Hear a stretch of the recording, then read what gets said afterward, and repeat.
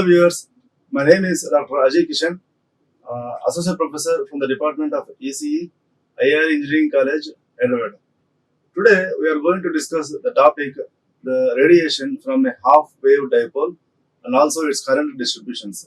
So today the topic name is the radiation from a half-wave dipole and its current distributions. Let us start our session. So as we know from the earlier sessions that a current element, any current element will radiate electromagnetic radiations. So here these electromagnetic radiations depends upon the size of the antenna. These electromagnetic fields or the electromagnetic radiations that are producing from any conductor, it depends upon the dimensions of the antenna. So you can increase or decrease the length of the antenna so that to increase the radiation, so that to increase the directivity, so that to decrease the directivity also. So here today, what is a dipole antenna? So here a dipole antenna, it is nothing but it is a small conductor where at the two ends the charges will be equal and also with opposite polarities. So there are two charges. Two charges means we call it as two poles. So if you take this as a conductor, here there is one pole and here there is another pole.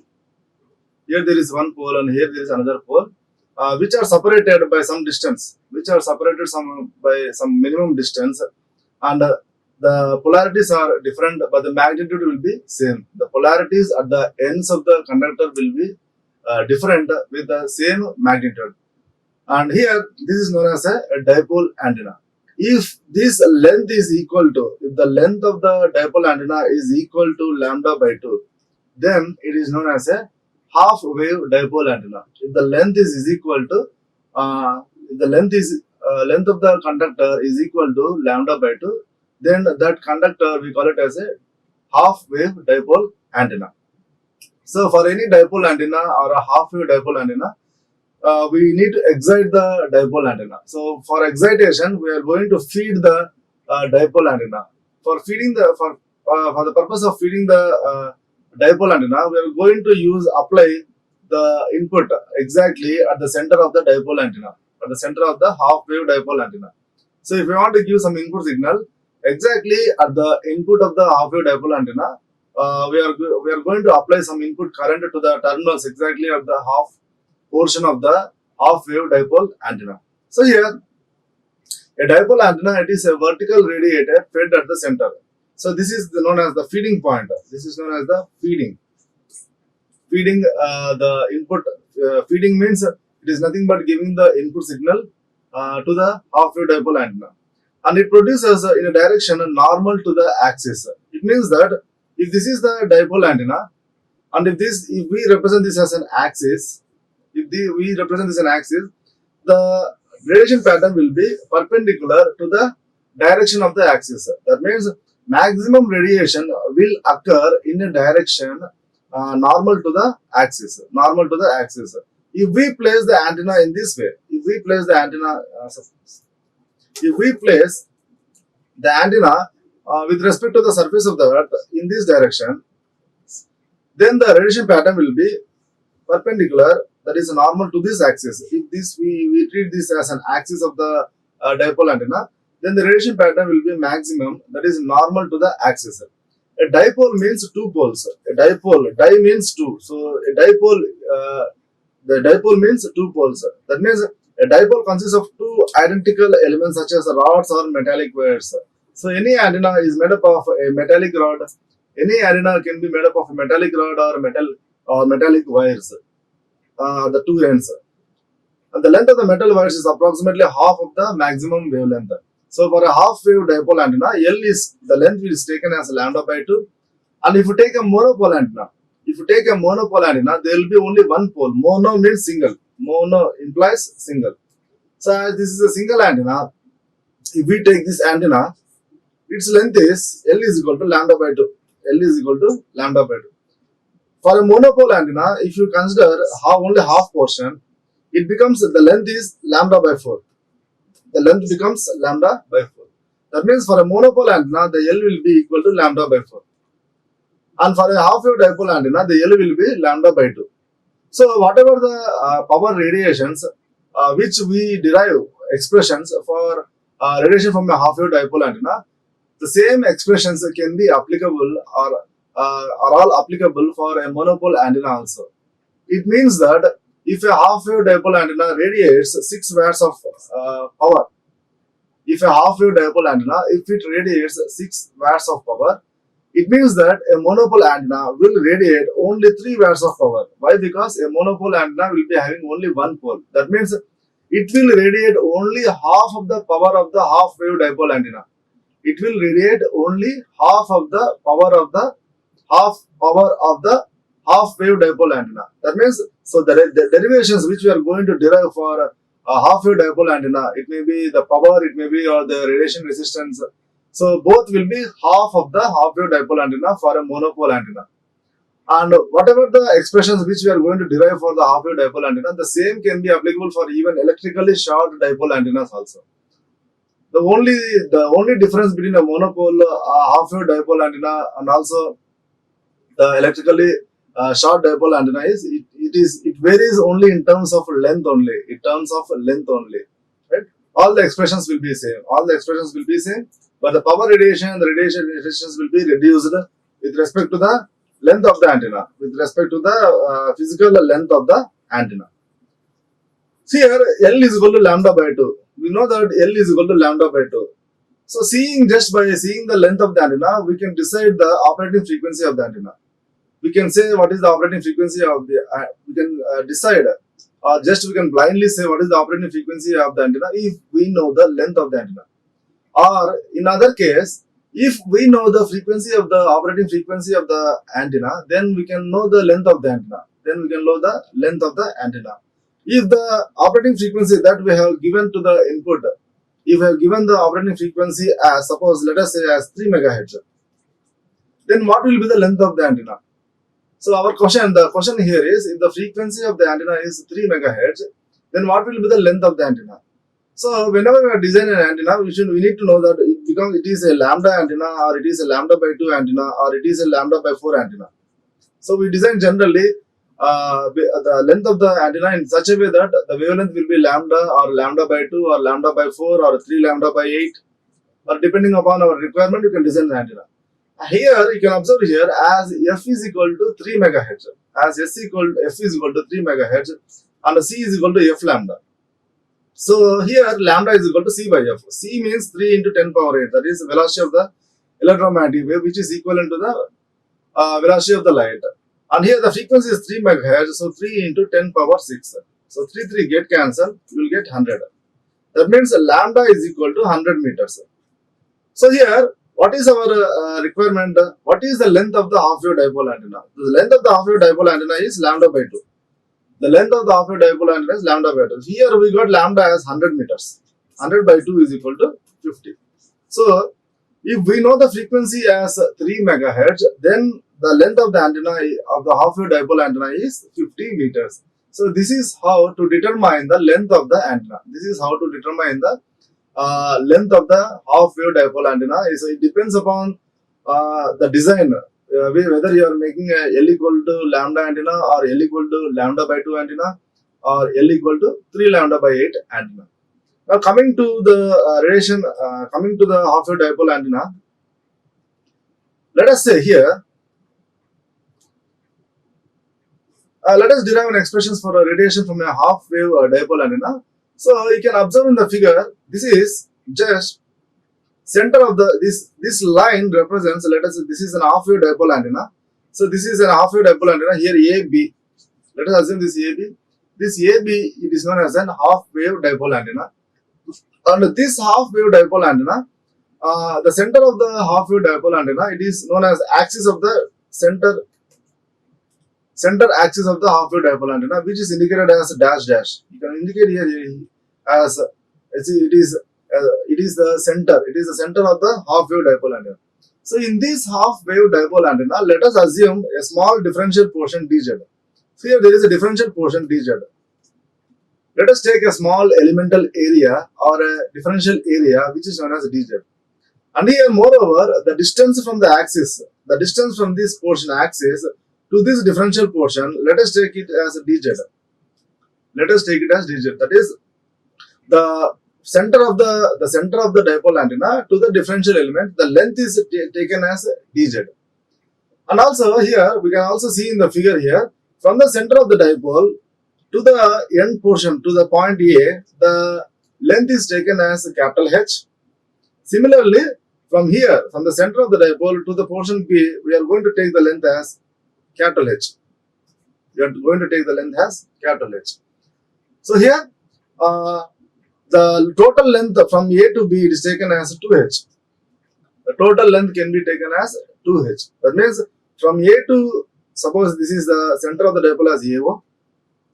The OA length is capital H and OB length is capital H. So the total length of AB, the total length of AB becomes 2H. That means H plus H is equal to 2H.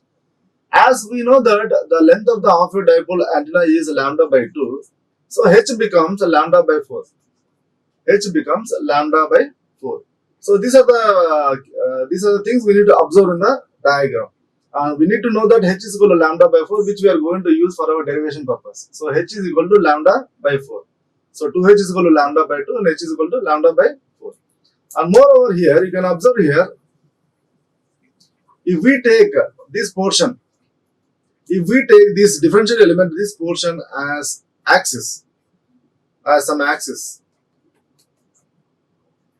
and the above, this is Z is equal to 0. This is Z is equal to 0.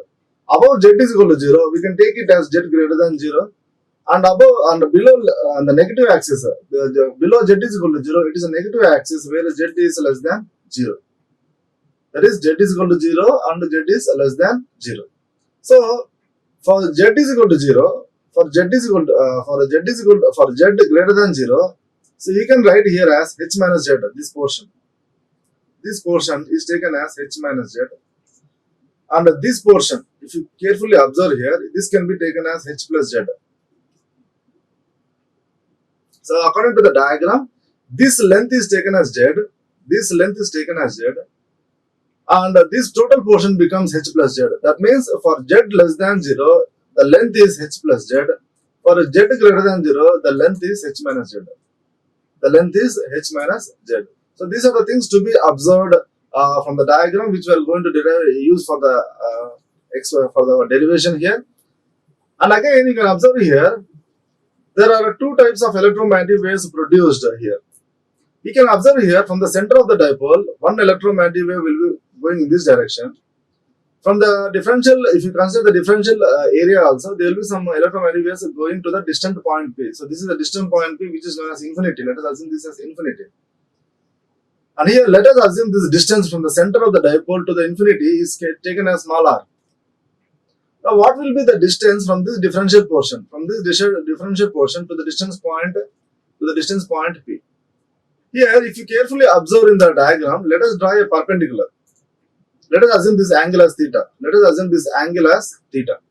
If you assume this angle as theta, you draw a perpendicular to this line. If you draw a perpendicular to this line like this, so this becomes theta.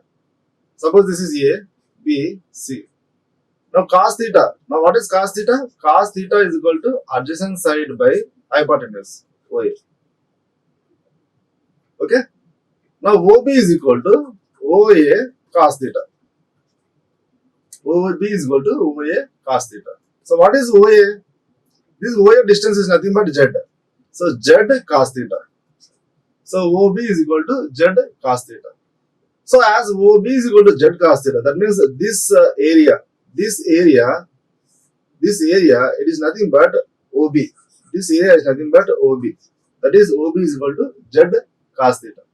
As this area, this length is Z cos theta, this total distance from the differential element to the infinity point becomes R minus Z cos theta according to the diagram. So according to the diagram, so we can say that R minus Z cos theta is the distance from the differential element to the infinity point P. And let us assume this distance R minus Z cos theta as capital R. Let us assume this distance R is equal to R minus Z cos theta. And what is R? This R is nothing but from the center to the infinity point. is the distance. Small r represents the distance from the center to the infinity point. And at farther distance, at far field, this r will be equivalent to small r. In the far field, the amplitudes will be the amplitudes of the electromagnetic waves produced by the differential element or from the center of the dipole in the far field will be equal, but the phase difference will be different. So here you can carefully observe here another point here from this diagram. This wave and the wave produced here, there will be some phase difference.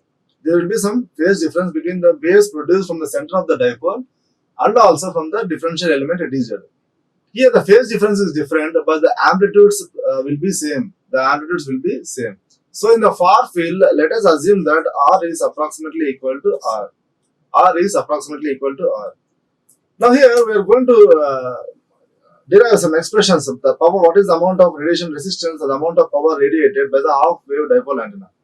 So to determine the half wave dipole antenna power, we need to determine the electric field and the magnetic field. That means at a distance point, we need to determine the electric field and the magnetic field at a distance point P. In order to determine the electric field and the magnetic field at a distance point P, we need to find out the potential due to the electric field and the potential due to the magnetic field.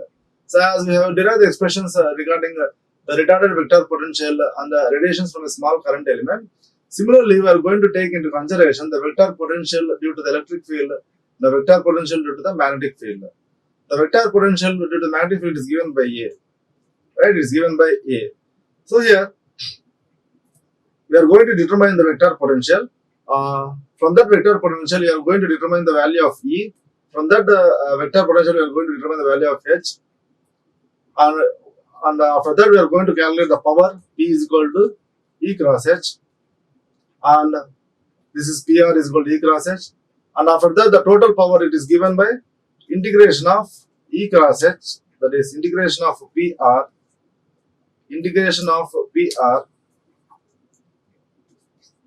dot ds. So these are the things we are going to use to determine the power. So first we need to find out the potential at the point distance point P, both the electric potential and magnetic potential. Then we are going to find out the power flow P is equal per unit area, which is given by PR is equal to E cross H. Now what is the total amount of power radiated by the half wave dipole antenna? It is given by P is equal to integration of PR dot ds, where ds is equal to r square sine theta, d theta and d pi. So these are the things which we are going to use in our derivation. And here you can observe in the figure that the currents flowing in the half portion of the half wave dipole antenna will be different with respect to the axis. So if you take this as an axis, z is equal to 0, the current is z less than 0. For z less than 0, the current expression can be defined as Im sin beta h minus z. So we got this h minus z here. You can see the distance here. And for this is z greater than 0. And this portion is z less than 0.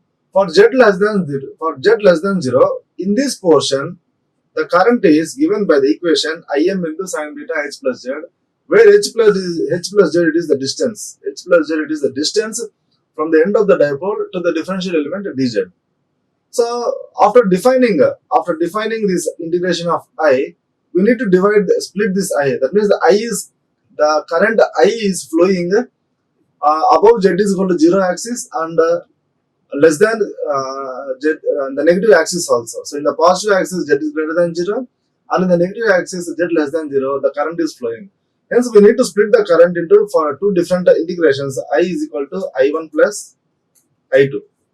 Integration of I1 plus I2 we can write here.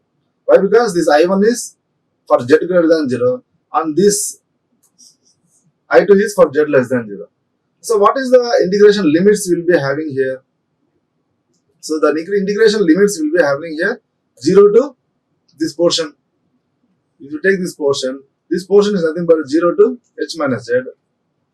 And if you take the negative axis, this is 0 to minus h plus z.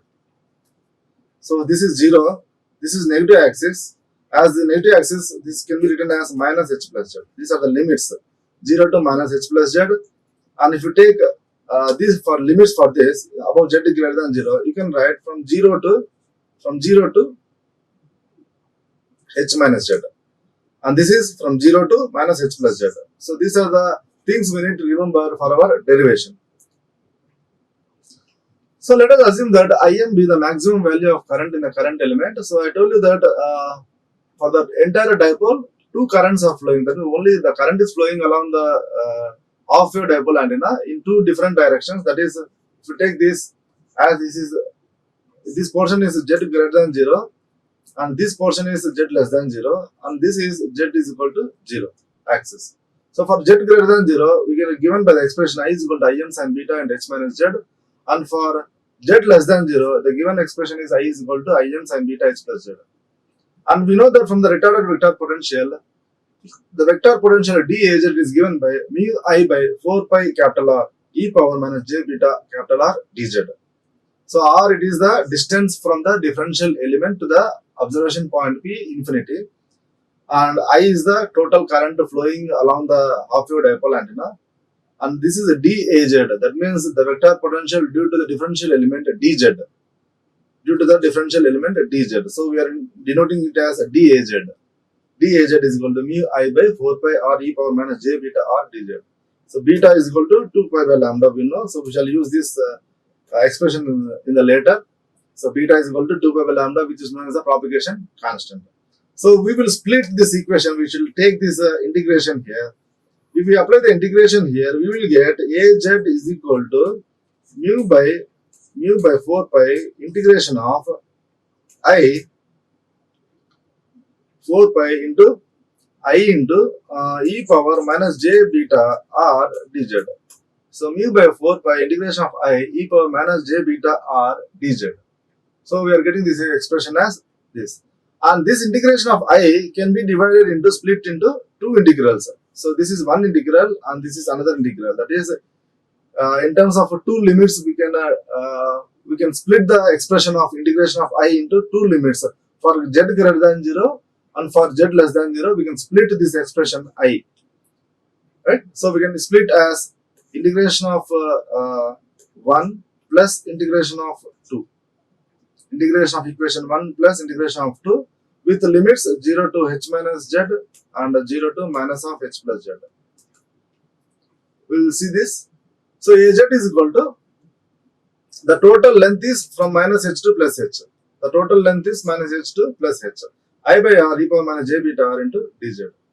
So here this expression can also be split into minus h to 0 to and 0 to h. Minus h to 0 to 0 to h, we can split the expression. So here, as I told you that this can be written as 0 to h minus z, and this is written as 0 to h plus z, 0 to minus h plus z, for z is equal to 0. So the limits are 0 to h minus z for one limit, and the other one is 0 to minus h plus z. If z is very less, then z can be equal to treated as 0. If z is very less, then z, the differential area dz, can be treated as 0. If z is treated as 0, then this becomes 0 and this becomes 0. That means integration of 0 to h I plus integration of 0 to minus h here. So integration of 0 to minus h, one expression. From here you will get integration of 0 to h if z is equal to 0, and this term becomes integration of 0 to minus h. So this is the thing we have observed here, 0 to h, and this is we have observed here, Im sin beta into h plus z by R into e power minus j beta. So I told you that in the far field, R will be equivalent to smaller. This can be replaced by smaller. And as we know that R is equal to R minus z cos theta. R is equal to R minus z cos theta. We are going to replace from the diagram. And we are taking this capital R. We are going to take this capital R outside. That is mu by, we are writing as a constant 4 pi R. But according to our maths, we should not take, we should substitute R is equal to R minus z cos theta. So according to our expression, R is equal to R minus z cos theta, and this is R is equal to R minus z cos theta. We need to substitute. but we are not substituting here r is equal to r minus z cos theta. We are taking this as constant. Why? Because suppose if you take the r value as suppose 0.1, if you take the r value as a 0.1, 0.1 is the distance is very less. That means it there will be less impact when the value of r is very less in the denominator. In the denominator, if you place a small value like r is equal to 0.1, the resultant, there is no impact on the resultant integration of a resultant. And if this 0.1 is placed in the numerator, e power minus j beta into r minus z cos theta, if you place this r value as 0.1, there will be, as this is e power something, there will be, it becomes a larger value. So e power 0.1 becomes a larger value. That means there is a less impact even for smaller values of r. There is a larger impact for smaller values of r in the numerator case. So here, hence, for reducing the complexity, for reducing our mathematical complexity or for mathematical analysis, so what we are going to do here is, this r in the denominator, it is treated as constant. It is taken outside of the integral. This r also is taken to the outside integral, and this r we are going to integrate only the numerator, which is e power minus j beta, we are going to consider, right? So here the value of r is very less. If the value of the r is very less in the denominator, there will be less impact on the resultant integral. For the same r value, the r value is very less in the numerator, the resultant will be there more variation in the resultant of the integral. Hence, we are going to consider only the numerator, that is e power minus j beta, but ignoring the denominator capital R. So we are going to simplify this expression, and we are going to see here. We can see here. We can change the property of here. We can. Im by r and Im by r can be taken as constants. You can take it out. So Im by r and Im by r can be taken as constants, Im by r. And the remaining things is sin beta h plus z and the sin beta h minus z. We are going to treat as for integration. Sin beta h plus z plus sin beta h minus z. And we can also change the order of integration. This order of integration can be changed as integration of 0 to h. So integration of minus h to 0, f of x dx can be written as integration of 0 to h minus f of x dx. Minus f of x dx. So this is one of the property of integration which are going to apply for this expression.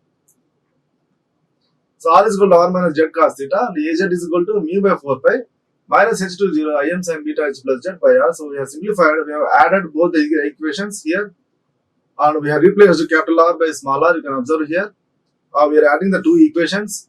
And we have replaced r is equal to r minus z cos theta. R is equal to r minus z cos theta, and we have added the two expressions.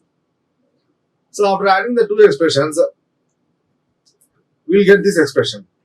That means we have split the expression. We have multiplied the brackets with the e power factor. So e power minus j beta into r minus z cos theta. We have multiplied the brackets inside brackets and split the expression here. You can observe here. E power minus j beta r into e power minus j beta z cos theta. So if you simplify the further expression, we will get this expression. That is, e power j beta is taken as out. The outside e power minus j beta is constant is taken as outside, and the remaining terms are written here. And we know that h is equal to lambda by 4. So 2h is equal to lambda by 2, and 2h means the total length of the antenna is 2h is equal to lambda by 2, and h is equal to lambda by 4, and beta is equal to 2 pi by lambda. So we are going to solve with the differential equations of sin beta h plus z. So beta means 2 pi by lambda. So beta h is equal to 2 pi by lambda. What is h? Lambda by 4. So lambda get cancelled. 2 ones, 2 twos, you will get pi by 2. Lambda get cancelled, you will get pi by 2, that is sin pi by 2. So sin 90 plus theta is equal to cos beta z. Sin 90 plus theta is equal to cos beta z. So this can be written as cos beta z, and this can be written as cos beta z. So we are going to use this cos beta z in the expressions. Replace the sin 90 plus beta z is equal to cos beta z. So we replaced the expression C here in this expression, and then in this expression replaced sin beta h plus z is equal to cos beta z, and sin beta h minus z is equal to cos beta z. And here cos beta z and cos beta z are common. We are going to take outside cos beta z. If you take this cos beta z and cos beta z as a constant, you will get e power j beta z cos theta plus e power j beta z cos theta. If you change the limits here. If you change the limits here, you will get cos of minus beta z into e power minus j beta z cos theta. You change the property of integration 0 to h. If you write this as 0 to h, you will get the integration as like this. You will get the limits, change the function as cos of minus beta z into e power minus j beta z cos theta. So this is the thing we have applied the change of limits. You can observe here, change of limits have been applied here. And here, this is the thing we have applied here, the property of integration minus h to 0 is equal to e power minus j theta theta, e power minus j theta d theta. So we know that e power j beta z cos theta is equal to cos beta z cos theta plus j sin beta z cos theta, and e power minus j beta z cos theta is equal to cos beta z cos theta minus j beta sin beta z cos theta. So we have applied this here. So if you add these two, these two get cancelled. You will get if you add these two if you add, you will get 2 cos beta z cos theta. So this can be replaced in the equation 8. This can be replaced in the equation 8 as 2 cos beta z cos theta. So overall, if you simplify, you will get integration of 0 to h cos beta z into 2 cos beta z cos theta. So this expression you will get replaced as equation 9, 2 cos beta z cos theta. If you simplify again, you will get 2 cos A cos B. That means this is cos beta z and this is 2 cos beta z cos theta. If you simplify these two, 2 cos A cos B is equal to cos A plus B plus cos A minus B. Again, you are going to split here. 2 cos A cos B is equal to cos A plus B plus cos A minus B. So again, if you split the expression to this expression 2 cos A cos B, you will get cos A plus B plus cos A minus B. If you simplify here, you will get like this, cos beta z plus beta z cos theta plus cos of beta z minus beta z cos theta into dz. So here, if you take the cos beta z as common, if you take cos beta z as common, you will get 1 plus cos theta into 1 minus cos theta. Again, if you take this cos beta z as common, if you will simplify 1 plus cos theta and 1 minus cos theta, this cos theta get cancelled. The remaining thing is 2 cos beta z. 2 cos beta z you will get. So here, if you get 2 cos beta z. Now, you will get cos beta z into 1 plus cos theta. Cos beta z 1 plus cos theta plus cos beta 1 minus cos theta. So cos beta z if you take as common, you will get 1 plus cos theta plus 1 minus cos theta. So cos theta get cancelled, you will get 2 cos beta z cos theta. And we replace this h is equal to lambda by 4 here. So if you do the integration, you will get sin beta z 1 plus cos theta by beta into 1 plus cos theta, and sin beta z into 1 minus cos theta by beta into 1 minus cos theta if you apply the limits 0 to lambda by 4. So now you replace this z value. The replace after simplifying the integration, you replace the z value with the lambda by 4. And what does this beta z becomes? So beta z is equal to 2 pi by lambda into z is equal to lambda by 4. So lambda get cancelled, 2 1s 2 2s. So beta z is equal to pi by 2. So beta z becomes pi by 2.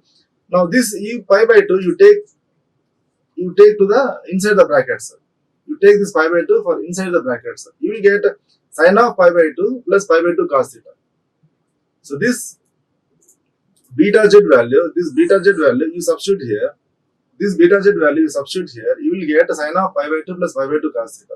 So sin of 90 plus theta is equal to cos theta. You will get cos of pi by 2 cos theta. Here also cos of pi by 2 cos theta.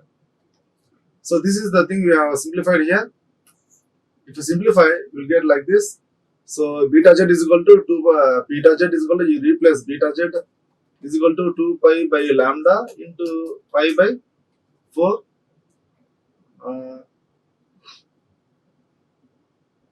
Beta is equal to 2 pi by lambda, and 2h is equal to lambda by 2. H is equal to lambda by 4. This is lambda by 4. Lambda get cancelled, 2 1s 2 2s. You will get pi by 2. So this is pi by 2. You take this pi by 2 inside. You will get sin of pi by 2 plus pi by 2 cos theta. Sin of pi by 2 plus pi by 2 cos theta. Sin of 90 plus theta is equal to cos theta. So this becomes cos of pi by 2 cos theta. So this is the thing we have applied here. We will get cos of pi by 2 cos theta. You substitute this cos of pi by 2 cos theta in the expression, and you simplify. So you will get finally, if you simplify the expression as Az is equal to mu im e power minus j beta r by 2 pi beta r into cos of pi by 2 cos theta by sin square theta. And from this expression, you need to find out the magnetic vector potential. So del cross A of pi, as we have seen from the previous earlier sessions, radiation from a small current element, del cross A of pi is given by 1 by r into dou by dou r of r a theta minus dou by dou theta of ar. What is ar? Ar is equal to az cos theta. What is az? This value. So az is equal to mu im e power minus j beta r by 2 pi beta r into cos of pi by 2 cos theta into sin square theta. We need to substitute this az value here into cos theta and simplify the entire expression. So this is we need to simplify here. Ar is equal to az cos theta and a theta is equal to minus az sin theta. And this az you should substitute here, and this az you should substitute here. This expression. So first we will simplify the one component minus r az sin theta minus r az sin theta. We will substitute here. Az is replaced with the expression az, as we know that. If you put the value of az from equation 15 in equation 17, and if you simplify with respect to the dou by dou r, so dou by dou r of this e power minus j beta r, right? So if you simplify here, r get cancelled. Dou by dou r of e power minus j beta r is equal to e power minus j beta r into minus j beta. So in this expression, only with respect to r we need to differentiate. The entire other things becomes constant. These are things are constant, right? So dou by dou r of, we are going to substitute only, we are going to differentiate with respect to r only this value e power minus j beta r, and you cancel this r and r. E power minus j beta r, we will do differentiation, we will get e power minus j beta r into minus j beta. So this is the h pi component. If you want to find out the e theta component, we know that e theta by h pi, right? So if you want to find out the e theta component, then e theta is equal to eta into h pi. E theta is equal to eta into h pi. If you take the modulus for this expression, mod h pi, if you want to calculate only the magnitude, this can be ignored. The e factor can be ignored. E power minus j beta and j beta can be ignored. So you will get only im by 2 pi beta r into cos of pi by 2 cos theta by sin theta. So this can be ignored if you take the modulus. So mod h pi is equal to im by 2 pi beta r cos of pi by 2 cos theta by sin theta.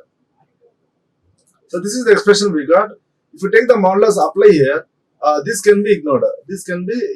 And you will get im by 2 pi r into cos of pi by 2 cos theta by sin theta. So from this expression you can find out easily e theta value. So eta is equal to e theta by h pi, and mod h pi is equal to eta into e theta. What is eta? Intrinsic impedance is equal to 120 pi. Intrinsic impedance is equal to 120 pi into e theta. So we need to find out the value of e theta. So e theta is equal to eta into h pi. So eta is equal to intrinsic impedance is equal to 120 pi. This is multiplied by this expression, multiplied by equation 19. You will get the value of e theta. So e theta is equal to 120 pi into h pi. You can see here, eta is equal to e theta by h pi. And if you simplify this, e theta is equal to 120 pi multiplied by this term. And if you apply this for e theta modulus, this term can be ignored. The j term can be ignored. You will get only the e theta value, the modulus of e theta, the magnitude of e theta as im by 2 pi r into cos of pi by 2 cos theta by sin theta. So mod e theta is equal to im by 2 pi r into cos of pi by 2 cos theta by sin theta. So overall we are getting two expressions. One is e theta and one is h pi. So e theta is one is h pi. So these are the things we got, e theta into h pi. So from this e theta into h pi, what we are going to do is we are going to find out the value of power. So power is equal to P is equal to E cross H. Power is equal to E cross H. So we are going to multiply these two expressions now. So mod E theta into mod H pi. If you multiply these two expressions, that is E cross H or E theta into H pi, P is equal to, we take only the modulus, multiply only the magnitude, you will get P is equal to mod E theta into mod H pi. If you multiply the expressions of mod E theta and mod H pi, you will get this expression, 30 im square by pi r square into cos of pi by 2 cos theta by sin theta whole square. Here Im represents the maximum current. Im represents the maximum current. Now, if you want to simplify this, this is the power only the maximum amount of power. Now, if you want to calculate the total amount of power radiated with a half wave dipole antenna, you need to integrate this with respect to value of ds. That is r square sin theta d theta d pi. Right? So this is the average value. If you calculate the average value, 15 Im square by pi r square into cos of pi by 2 cos theta by sin theta whole square. So we know that IRMS is equal to Im by 2 root 2. Im by root 2. So replace this Im by root 2 IRMS. Replace with this Im with root 2 IRMS for just simplification. So after replacing, you will get the value of P average like this. And for this, we need to calculate the total power. The total power is given by P average dot ds. So ds is equal to r square sin theta d theta d pi. So the limits are 0 to 2 pi, 0 to 2 pi, and 0 to pi. So if you take this value, so what we are going to do here is we need to simplify the expression. So we need to simplify the expression. So integration of 0 to 2 pi, integration of 0 to pi, equation 24 with respect to ds. With respect to ds means this is r square sin theta d theta and d pi. So integration of 0 to 2 pi d pi is equal to 2 pi you will get. So integration of 0 to 2 pi d pi is equal to 2 pi. So the remaining things are integration of 0 to pi, you will get 0 to 2 pi, equation 24, r square sin theta d theta into 2 pi you will get. So integration of 0 to 2 pi is equal to d pi. So if you simplify the further expression by substituting all these things, you will get this value. You will get this value, and the integration of 0 to pi by 2 cos square of pi by 2 sin theta is equal to 0.6. So if you simplify it, P average dot ds, where ds is equal to r square sin theta d theta d pi, you will get this value integration of 0 to pi by 2 cos square pi by 2. This value is 0.602. So 0.609 you will get. 0.609 you will get. Right? So if you substitute here the value of 60 into I square RMS, you will get 36.54 I square RMS. So this is the radiation resistance. This is the radiation resistance of a monopole antenna. For a monopole antenna, that is 36.5 ohms. If you take a half-wave dipole antenna, the radiation resistance for an half-wave dipole antenna, it will be equivalent to 2 into 36.5, which is equivalent to 73 ohms. This is the equation for lambda by 4 antenna, that is for monopole antenna. And for lambda by 2 antenna, the radiation resistance will be double. Of the monopole antenna, which is taken as 73 ohms. So this is the radiation resistance of half-wave dipole antenna, which is can be treated as 73 ohms, and for a monopole antenna, it is 36.5 ohms. For a monopole antenna, it is 36.5 ohms. So this is the derivation regarding the half-wave dipole antenna. So this is the derivation regarding the half-wave dipole antenna, which is the radiation resistance on a half-wave dipole antenna. It is nothing but 73 ohms, and the radiation resistance of a monopole antenna, it is 36.5 ohms. So here what we have did here is we have simplified this expression by means of a numerical integration method. By means of a numerical integration method, if we simplify this expression, its value becomes 0.603. Its value becomes 0.603. So we have substituted this value and multiplied this with 60 into I square RMS, where you will get 36.54 into I square RMS. 36.54 into I square RMS. So this is the expression. We shall continue in the next session the remaining things regarding the current distribution of the half-wave dipole antenna and the other current distributions and other electrical dipoles. We shall discuss in the next session. Thank you. Like, share and subscribe. Hit the bell icon for more updates.